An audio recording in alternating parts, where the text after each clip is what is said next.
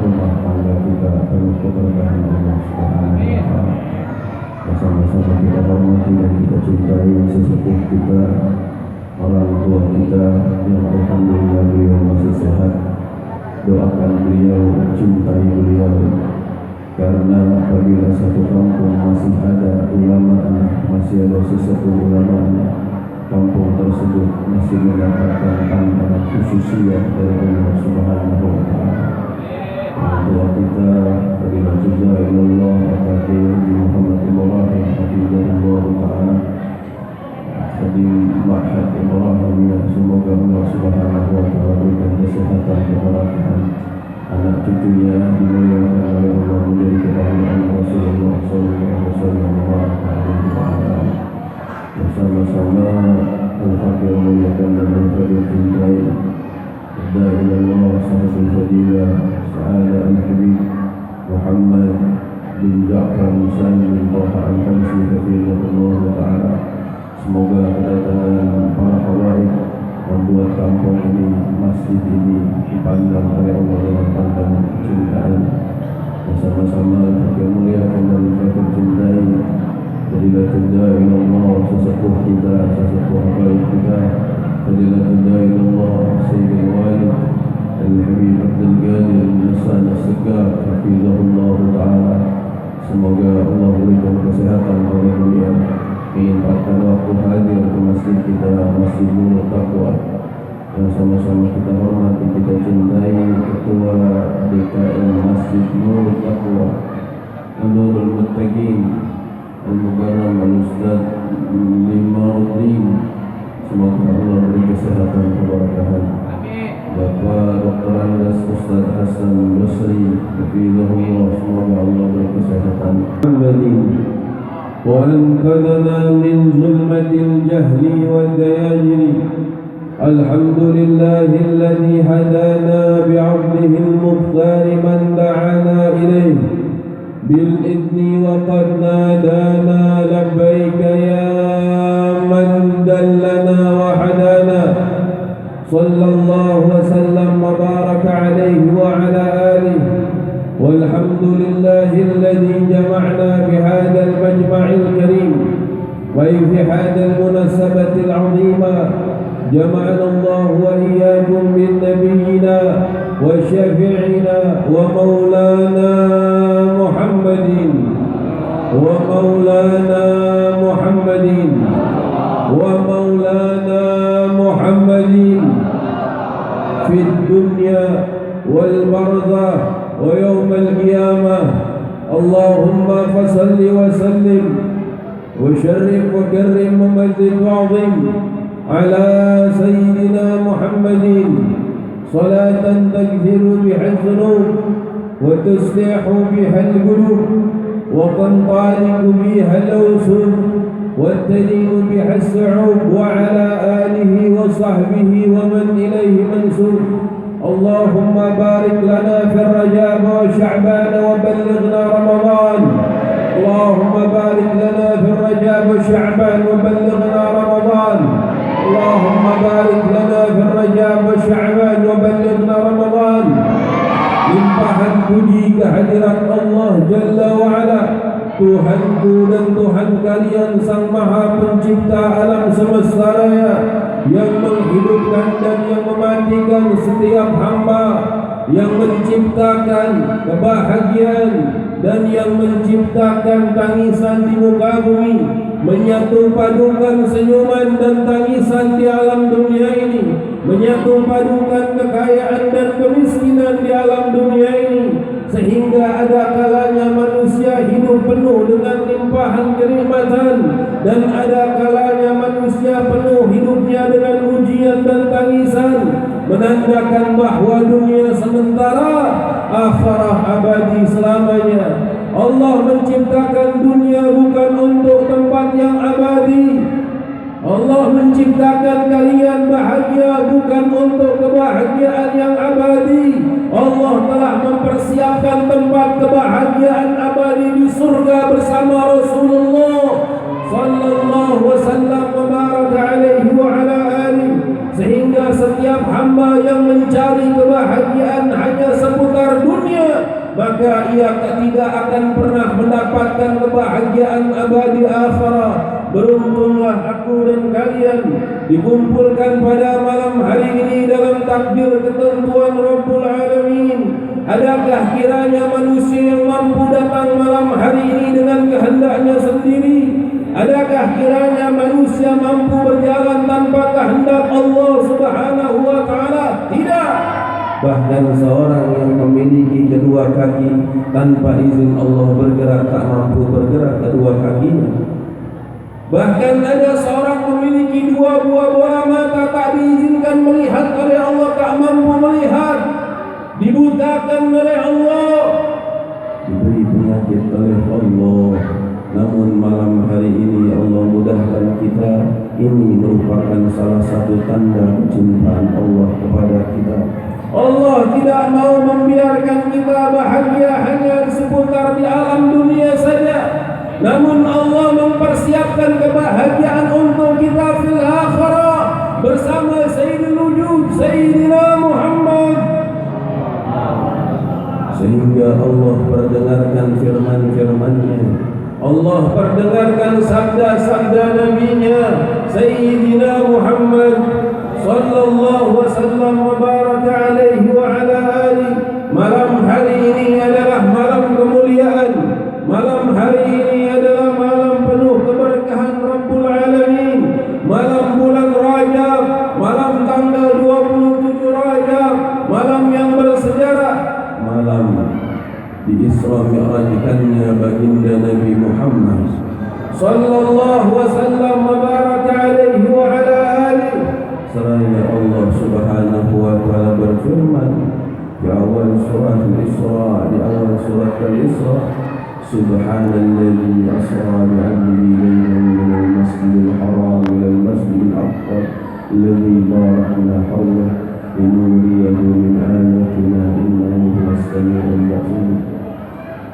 Maha suci Allah Subhanahu wa Ta'ala yang memperjalankan hamba-Nya baginda Nabi Muhammad sallallahu wasallam wa baraka alaihi wa ala alihi minal masjidil haram, dari tanah suci Makkah al-Mukarramah menuju Baitul Maqdis Palestina, minal masjidil haram ilal masjidil aqsa, dari masjidil haram menuju masjidil aqsa Palestina.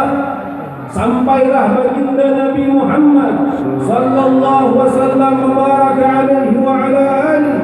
Beliau mengendarai Buraq dan beliau pula didampingi oleh Raja Malaikat Malak Jibril alaihi salatu wassalam. Baginda Nabi Isra Mi'rajkan oleh Allah Subhanahu wa Ta'ala riwayat sahih, dalam riwayat yang sahih adalah pada malam 27 Rajab. Beliau di Isra Mi'rajkan didampingi oleh Raja Malaikat. Ketika beliau sampai di pintu Babul Awal min Babus Sama, ketika beliau sampai di pintu pertama, pintu langit, ditanya oleh penjaga langit, malaikat penjaga langit, min ma'akya ya Malak Jibril alaihi salatu wassalam, dengan bersama siapa engkau wahai Jibril? Bersamamu siapa wahai Malak Jibril alaihi salatu wassalam? Malaikat Jibril yang raja malaikat saja masih ditanya oleh para penjaga malaikat, para penjaga langit, karena mereka itu semuanya para malaikat patuh atas perintah-perintah Allah. Malaikat yang diperintahkan sujud sampai saja sampai hari kiamat.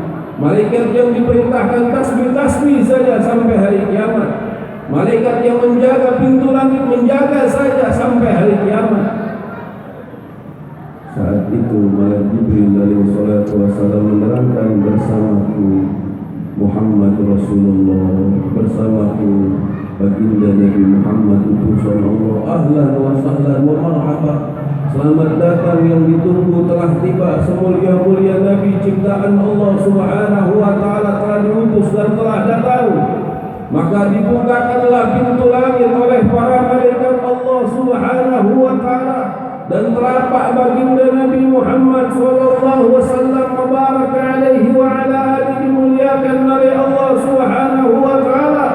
Beliau memakai terompah beliau di saat Isra Mi'raj menjumpai Rabbul Alamin, mendatangi undangan Sang Maha Pemilik alam semesta raya. Baginda Nabi Muhammad sallallahu wasallam mubarak alaihi wa ala alihi, beliau memakai sandal beliau menjumpai Allah Subhanahu wa taala.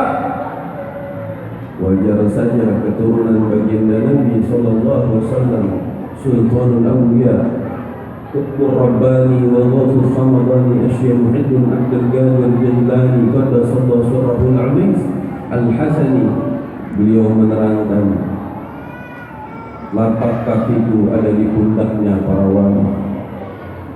Ketinggian maqam Sultanul Awliya, dan siapapun yang mencintai Sultanul Awliya sampailah ia kepada Hadratul Rabbul Alamin Allah Jalla wa'ala, karena bersambung sanadnya sampai baginda Nabi Muhammad. Silsilah keilmuan, silsilah nasab sampai ke baginda Nabi Muhammad. Karena apa? Karena kakinya terikat dengan kaki Sayyidina Muhammad. Baginda Nabi Muhammad di Isra Mi'rajkan beliau memakai sandalnya, padahal Nabi Allah Musa alaihi salatu wassalam ketika ingin diturunkan wahyu oleh Allah Subhanahu wa taala, Nabi Allah Musa alaihi salatu wassalam diwanti-wanti oleh Allah Subhanahu wa taala, wahai Musa fakhla' na'laika fa innaka muqaddas tuwa. Wahai Musa, lepaskanlah terompahmu, lepaskanlah sandalmu, karena engkau ada di bukit yang disucikan oleh Allah Subhanahu wa taala. Baginda Nabi Allah Musa alaihi salatu wasallam sami'na wa ta'ala, mendengarkan perintah Allah, beliau melepas sandalnya. Illa Sayyidina Muhammad, kecuali baginda Nabi Muhammad sallallahu wasallam mubarak alaihi wa ala alihi, di langitnya Allah Subhanahu wa taala ini bukan suatu hal yang kecil.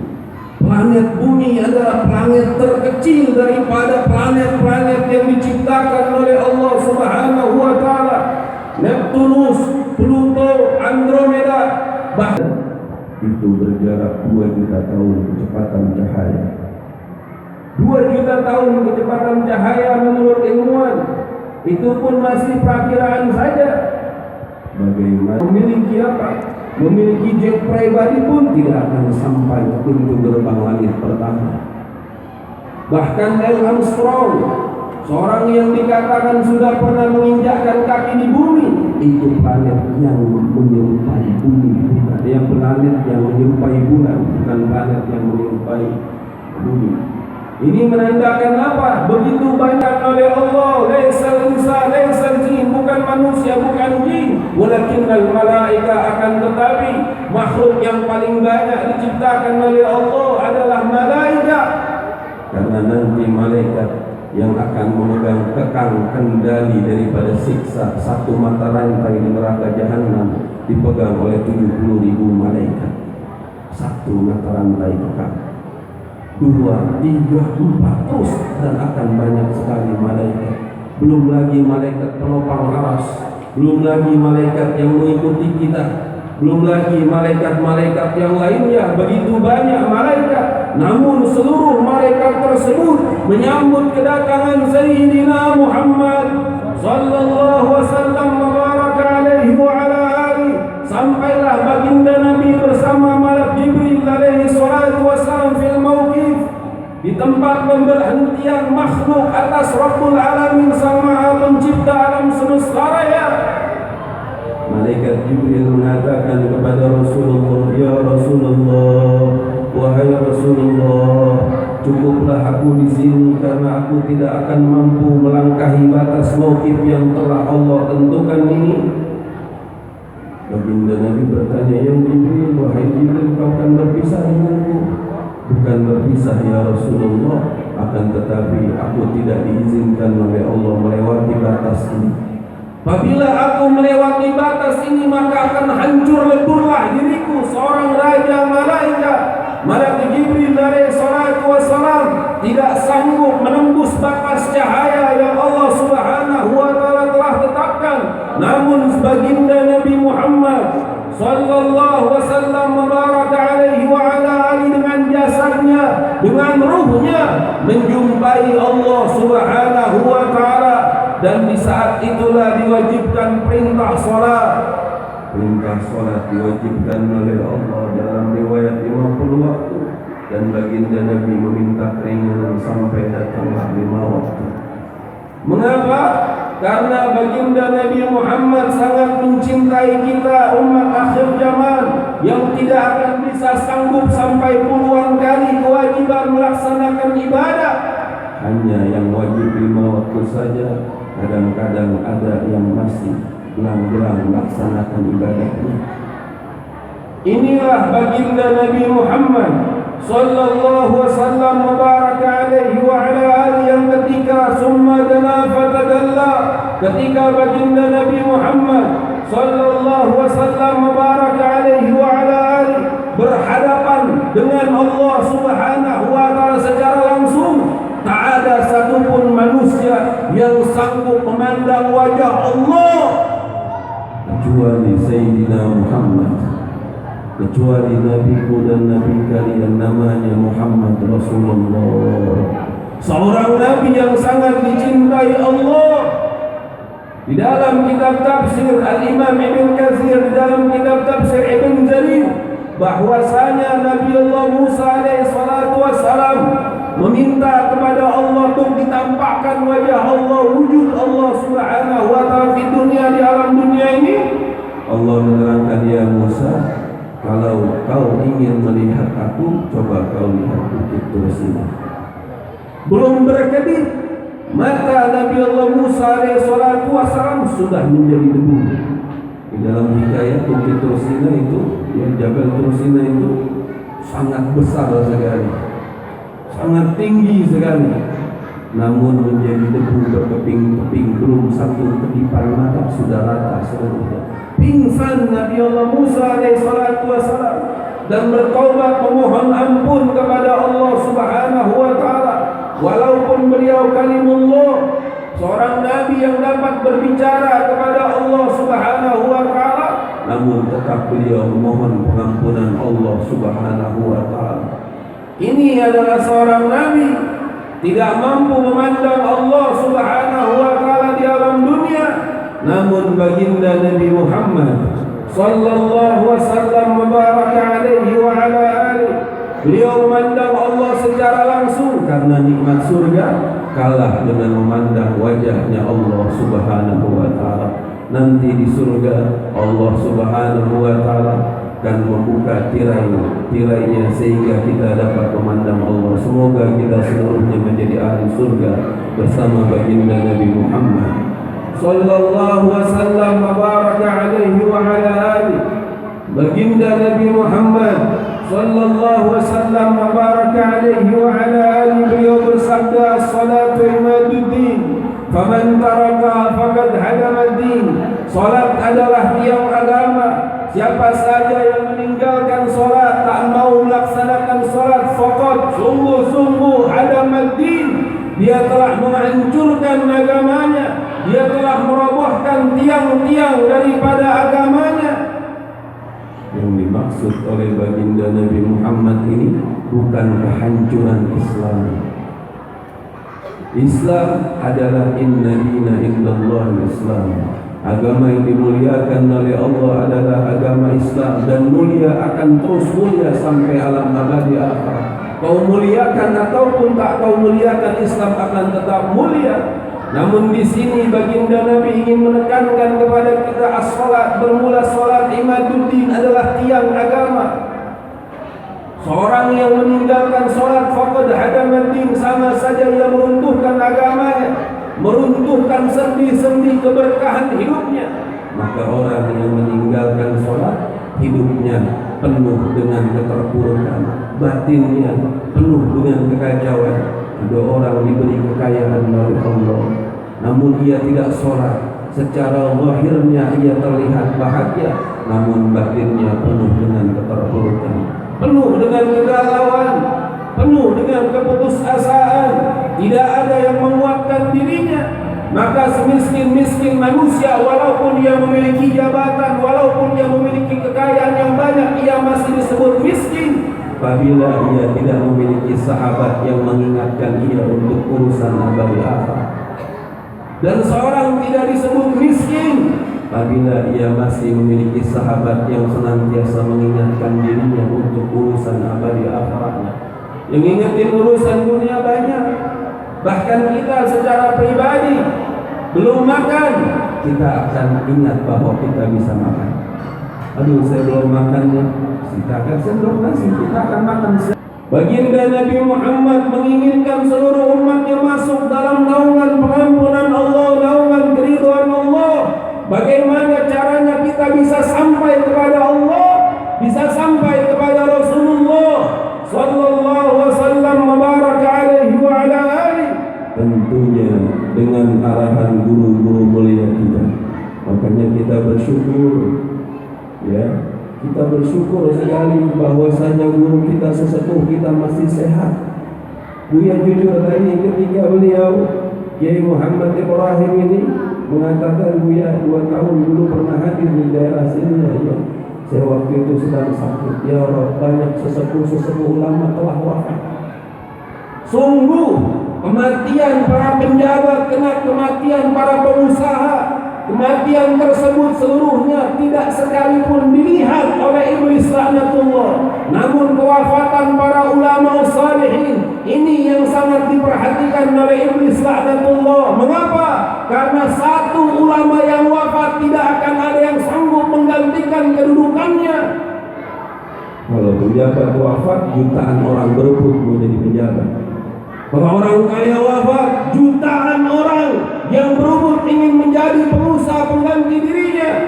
Namun kalau ulama yang wafat, belum tentu ada yang bisa menggantikan kebocoran tersebut.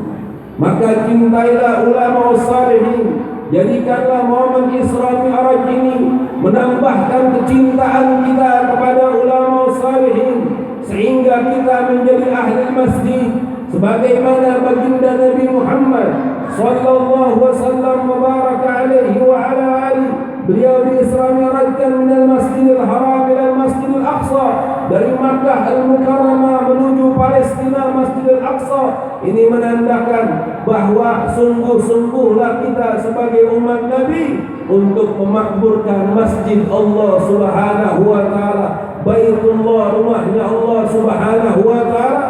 Jangan sampai kita sering hadir acara tabligh akbar namun subuhnya kesiangan.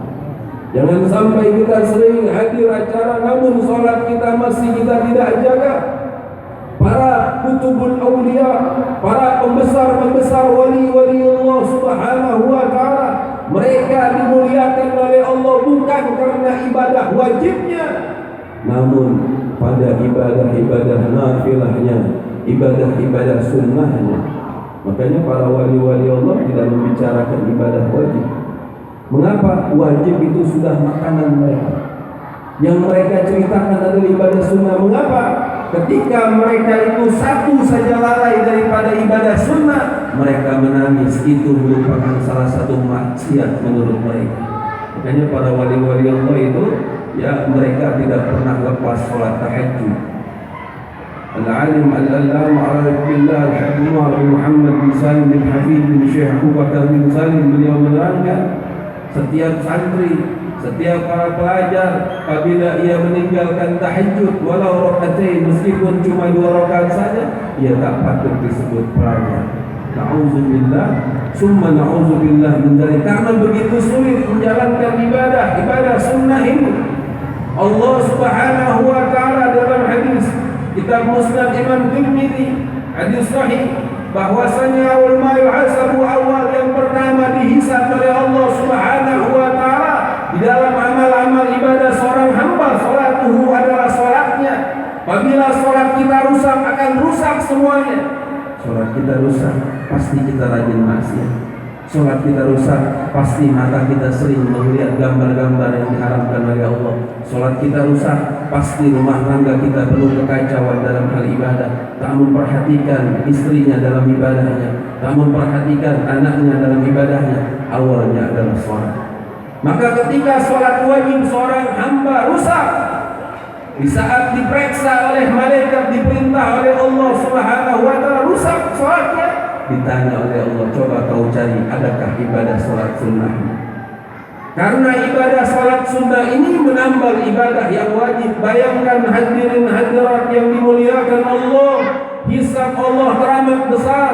Satu hal saja berupa salat ini sangat dahsyat sekali pertanyaan dari Allah Subhanahu wa taala.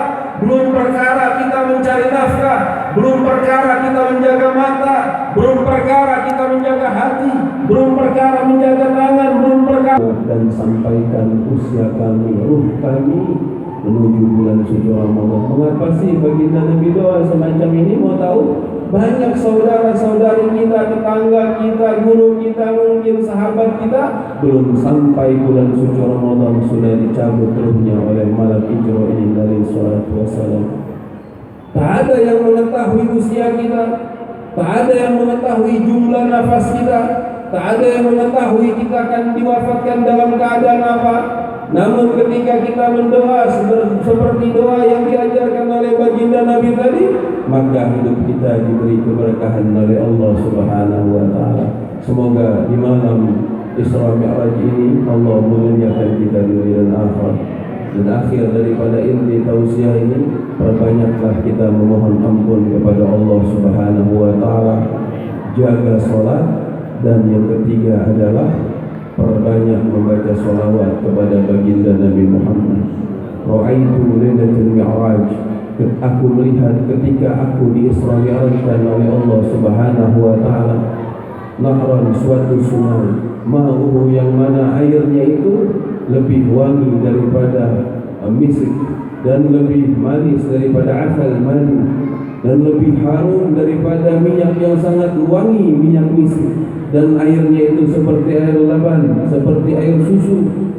Aku bertanya kepada malaikat Jibril alaihi salatu wassalam, liman hadha ya Jibril, untuk siapa ini wahai malaikat Jibril? Liman shalla alaika fi syahr Rajab, untuk siapa saja yang membaca salawat kepadamu di bulan Rajab. Perbanyak membaca salawat kepada baginda Nabi Muhammad di bulan Rajab. Jangan hanya kita mengatakan cinta kepada Nabi, namun kita tak sungguh-sungguh membaca salawat. Banyak ulama-ulama dimuliakan oleh Allah Subhanahu wa taala karena banyak salawatnya. Banyak para wali-wali diangkat kewaliannya dari autar, dari abdal sampai ke gaus, sampai ke kutub, karena mereka memperbanyak membaca salawat kepada baginda Nabi Muhammad sallallahu wasallam wa baraka alaihi wa ala alihi. Sultanul Qulub Sayyidil Habib Munzir bin Fuad bin Abdurrahman Al-Musawa, seorang habaib yang sering mimpi baginda Nabi Muhammad. Di tahun 93 beliau mimpi Rasul ditepak pundaknya oleh Rasulullah, ya Munzir, sebelum sampai usiamu 40 tahun kau akan jumpa denganku. Beliau sering jumpa Rasulullah. Bahkan di malam hari ketika apa? Ketika beliau tak mimpi Rasulullah, beliau menangis naik ke atas genting masjid. Dan beliau di situ berdebu tubuhnya karena di saat itu di malam itu sedang apa? Sedang hujan debu, sedang ada badai debu. Ditanya oleh sahabat, ya Munzir, mengapa kau menangis? Apakah kau tak mendapatkan kiriman dari keluargamu? Tidak. Mengapa engkau menangis? Apakah kami bersalah kepadamu? Kami sahabatmu sebagai santri dari Indonesia pun merasakan apa yang kau rasakan. Mengapa engkau menangis? Beliau mengatakan, sudah beberapa hari aku tidak mimpi Rasulullah. Aku memiliki dosa apa sampai Rasul tak mau mengunjungiku? Seorang habaib, zuriyah baginda Nabi Muhammad yang sangat jarang sekali. Kita mengatakan sangat jarang karena makom-makom beliau mereka berbeda-beda. Sultanul Qulub Sayyidil Habib Munzir Al-Musawa, beliau menerangkan seperti itu, menangis sahabatnya. Dan akhirnya beliau mimpi Rasul sallallahu alaihi wasallam kembali. Beliau tidur, kepala beliau itu ada di pangkuan baginda Nabi Muhammad. Dan beliau mengatakan, wahai Allah, butakan mataku asal mataku bisa berjumpa Rasulullah, memandang Rasulullah saja. Nabi Munzir itu adalah seorang pecinta baginda Nabi Muhammad. Banyak para pemaksiat taubat di hadapannya. Banyak para pemaksiat taubat di hadapan beliau. Banyak orang yang tak mengenal cinta mencintai Rasulullah sallallahu wasallam wa baraka alaihi wa ala alihi. Betul saja tahun 93 beliau diwafatkan, tahun Beberapa tahun yang lalu beliau diwafatkan oleh Allah Subhanahu wa taala. Di saat itu beliau mengatakan, usiaku saat ini sudah 37 tahun. Apabila ada sesuatu yang kalian saksikan, maka kibarkan dakwah meskipun tanpa tiang. Dan betul saja beliau wafat. Dan sebelum wafat, beliau sudah mempersiapkan kain kafan beliau di sajadah beliau. Beliau bikin sajadah itu, tengahnya adalah kain kafan beliau. Seorang ulama saleh yang yakin hanya Rasul sallallahu alaihi wasallam yang akan memberi syafaat di hari kiamat. Mengapa beliau tidak meminta syafaat Rabbul Alamin Allah Subhanahu wa taala? Karena tak ada satupun makhluk nanti di hari kiamat yang bisa membantu kita illa Rasulullah, kecuali baginda Nabi Muhammad Rasulullah. Ketika anak lari dari orang tuanya, ketika suami lari dari istrinya, ketika istri lari dari suaminya di padang mahsyar, di saat itu seluruh manusia merenungi nasib-nasib mereka, ketakutan karena begitu banyak dosa. Nabi Allah Adam diturunkan dari surga karena satu butir dosa. Namun begitu banyak tentunya dosa kita. Hanya di saat itu yang bisa menolong kita adalah baginda Nabi Muhammad. Qul in kuntum tuhibbunallaha fattabi'uni yuhibbukumullah. Kalau kalian sungguh-sungguh mencintai Allah, ikutilah Nabi Muhammad. Dan di antara lain cara mengikuti Nabi Muhammad adalah dengan memperbanyak membaca sholawat kepada Rasulullah, mengikuti arahan ulama salihin. Perbanyak kita membaca sholawat. Kemarin Buya tausiah itu Maulid Nabi di pinggir kali Cisadane. Pinggir kali Cisadane itu ada orang tua usianya 70 tahun, tangannya stroke, tangan kirinya stroke, gak bisa pakai baju. Kaki kanannya pakai sendal. Ya. Ketika pakai sendal itu gak bisa dicopot. Stroke itu kemas, gak keras pakai sendal. Masuk ke masjid, ya, dapat 5 langkah, minjam karpet masjid, diomelin sama pengurus masjidnya. Sendalnya kok dimasukin, akhirnya nggak ke masjid lagi orang tua itu. Anaknya bercerita, ayah saya seperti hidup sedang mati tak mau karena sakit stroke. Ya, sakit stroke, bukannya tidak. Ini punya kasih saran. Waktu Rasul Sallallahu Alaihi Wasallam Isra Mi'raj, tadi yang saya kisahkan itu singkat. Sebetulnya ketika baginda Nabi SAW Mubarak alaihi wa ala alihi itu panjang di sana. Harusnya kita ngaji yang sungguh-sungguh Al-Qiyai Ahmad Auza'i biar kita paham dalam kitab Mi'raj nanti insyaallah. Itu ketika Isra Mi'raj baginda Nabi jumpa kepada Nabi Allah Ibrahim alaihi salatu wassalam, diperintah oleh Nabi Allah Ibrahim alaihi salatu wassalam untuk hadamah. Apa itu hadamah? Dawa'un likulli da'. Hijamah itu adalah obat daripada obat. Makanya kalau kita nggak pengen punya penyakit stroke, tiap bulan mesti hijamah. Apa itu hijamah? Bekam. Dalam hadis Sahih Bukhari